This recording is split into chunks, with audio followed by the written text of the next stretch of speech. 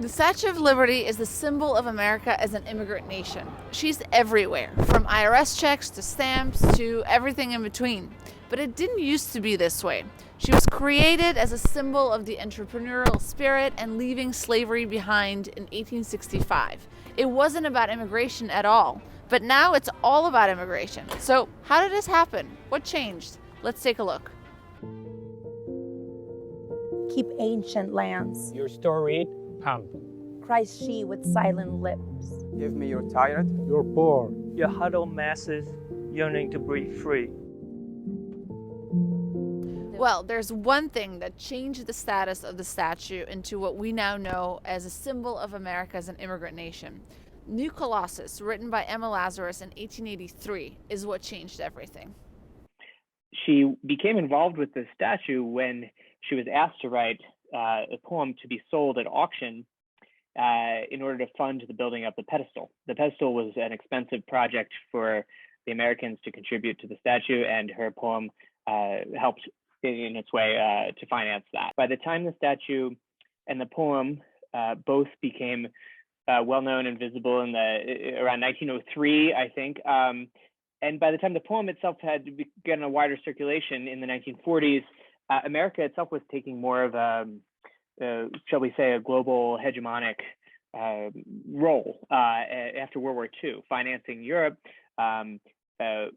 participating in various struggles over independence for formerly colonial countries in the next 20 years from there. So what you see, I think, is something like a coincidence. There's this statue, this poem, there is the place of America in world history that's changing very rapidly. And I think for that reason, it has probably served more of almost a synecdochal purpose. It stands in for America in a way that other statues perhaps don't.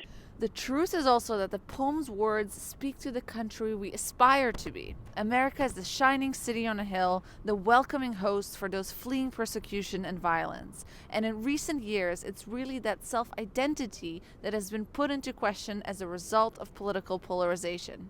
These words touch so many people and are so moving to so many people because of the open invitation that they give to immigrants. They don't say, come here because we want to use you as natural resources for our capitalist economy. They say, come here because you have been forced out of your homes, because you are fleeing war and destitution. They have a much more capacious imagination for why people might be coming to the United States than sometimes we are asked to produce in our political conversations. Give me your tired, your poor, your huddled masses yearning to breathe free. These are all words we've heard, and these are words that bring up a lot of emotions. But if you watch the current political debate in America, you might see that some are arguing whether we should still be an immigrant nation. We think we should. To learn more about this issue, as well as many other immigrant-related topics, follow us on social media @ImmigrantFood, join us inside the restaurants, and stay united at the table. Happy New Year, and see you next month.